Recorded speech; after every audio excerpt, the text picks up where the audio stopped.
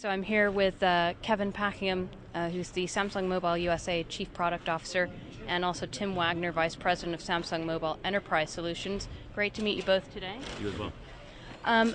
So let's start off with the big elephant in the room, the Galaxy S4, or supposedly it might come into existence at some point later this year. I know you can't talk about future products, but just in terms of Samsung's visions for mobile devices going forward, can you give us a sense of what kind of themes we might see in future smartphones from Samsung?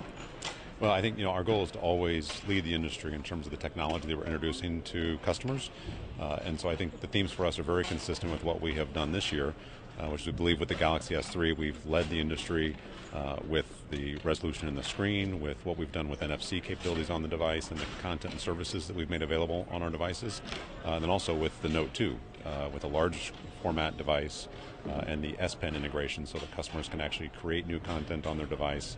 And we've really reinvented the way the stylus has been introduced to the product so that customers can do new and creative things. So from a B2B perspective, you could expect even more IT compliance. And the goal for us is not just have that layer of security, but the features and functions that prosumers come to love, now having that secure features as well for them to bring them to work. Talking about security, a really important aspect of getting the Samsung mobile devices into the hands of enterprise and getting into enterprise is becoming more secure, and Samsung recently announced Safe. Can you tell me about that? Sure. So Safe, or Samsung for Enterprise, allows end users to bring devices they buy at retail into work every day. And today we're actually 50% more IT compliant than our closest smartphone competitor. So what that allows folks to do is not only leverage everyday functions of the device, but actually bring it to work, connect it to their MS Exchange, get their email, but also share files and have intellectual property on their devices. So one of the reasons for doing that is perhaps there isn't as much confidence among the IT guys of various companies with Android, or what can you tell me about that without offending anyone too much? Sure. So it's a really good point. So about 72% of the industry right now is Android, and the perception is Android is not secure. So with Safe, we've made it IT compliant to a point where we have 338 IT policies, which is phenomenal. But more importantly than that, if 85% of folks are allowing BYOD today, so we're going to enable that on the Galaxy S3 and future devices as well, even work on IT compliance. BYOD stands for Bring Your Own Device to Work, which is what everybody is doing these days. Say BYOS, Bring Your Own Samsung. Okay, of course. Well done.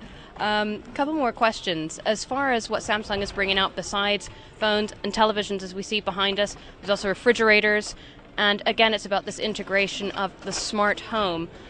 The smartphone, though, seems to be the hub that unites them all, the sort of mothership.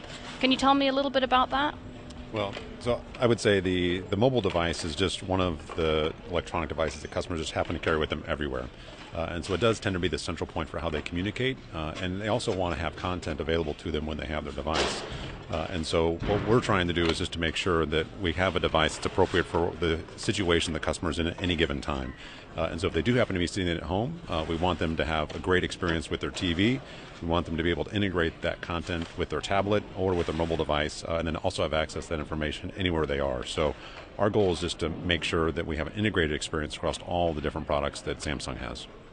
Great. One last question is about Tizen. It's a term that perhaps a lot of people aren't too familiar with, but it refers to an operating system, open source operating system that should be coming out later this year. What can you tell us about that and why it's important to Samsung? Well, so the Tizen initiative is something that we announced last year as part of a partnership with a lot of other companies. Our goal is just to make sure that we're being very sensitive to the market and what our customers are asking us for. And so we do have a lot of our operator customers who are interested in exploring an open source alternative operating system, and Tizen is a perfect fit for that. And so we've put a lot of R&D effort behind that just to make sure that we're continuing to explore that space. And we do have some products that will be available in other markets, just not here in the U.S. We haven't made any announcements yet. Essentially offering an alternative to Android? It's an alternative, but again, our goal here is just to make sure that we're delivering the products that are most important to our customers, and that we're have a very collaborative relationship with them to make sure that whatever it is that they see as an opportunity, that we have a product available to them.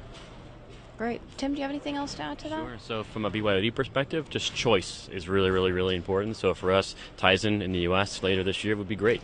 So we'll have to see if that comes out. Great answers. Thanks very much, guys.